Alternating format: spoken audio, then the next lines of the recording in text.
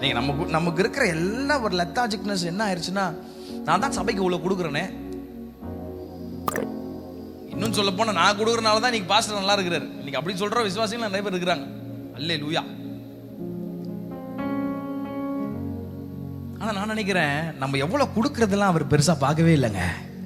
நீங்க கோடி ரூபாய் கொடுக்கலாம், உண்மையான இருதயத்தோடு கொடுக்காட்டி இந்த கூரையை கூட அந்த காணிக்கை தாண்டவே தாண்டாது.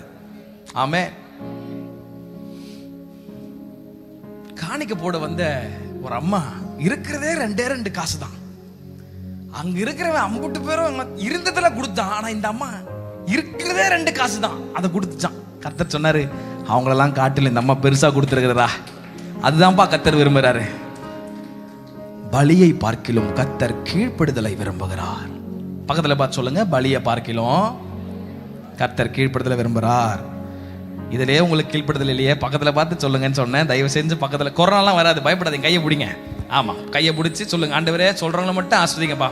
பலியை பார்க்கிலும் கீழ்ப்படுதலை கர்த்தர் விரும்புகிறார்.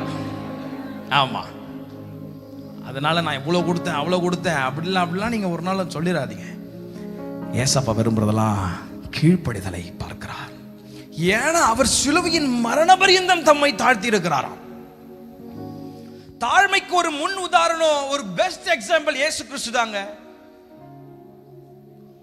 உலகத்தையே படைச்சவர், எல்லாத்தையும் வானாதி வானங்களை விட்டுட்டு கீழே இறங்கி வந்து நம்மோடு கூட உட்கார்ந்துட்டு இருக்கிறார்.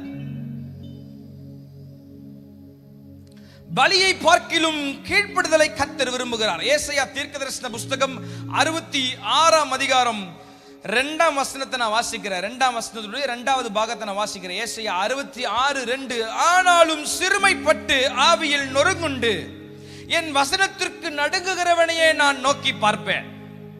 ஆமென். சத்தமர் ஆமென். ஆனாலும் சிறுமைப்பட்டு ஆவியில் நொறுங்குண்டு அவருடைய வசனங்களுக்கு நடுங்குகிற ஒரு ஆத்துமாவை கர்த்தர் நோக்கி பார்க்கிறாராம். பலிகளை அல்ல, கீழ்ப்படுதலை கர்த்தர் விரும்புகிறார். எது கீழ்ப்படிதல்? அவருடைய சித்தத்தின் செய்வதுதான் கீழ்ப்படிதல். ஆமென். எது கீழ்ப்படிதல்? எது அவருடைய விருப்பம்? பிதாவுடைய சித்தத்தை செய்வது என்னுடைய போஜனம். ஆமென்.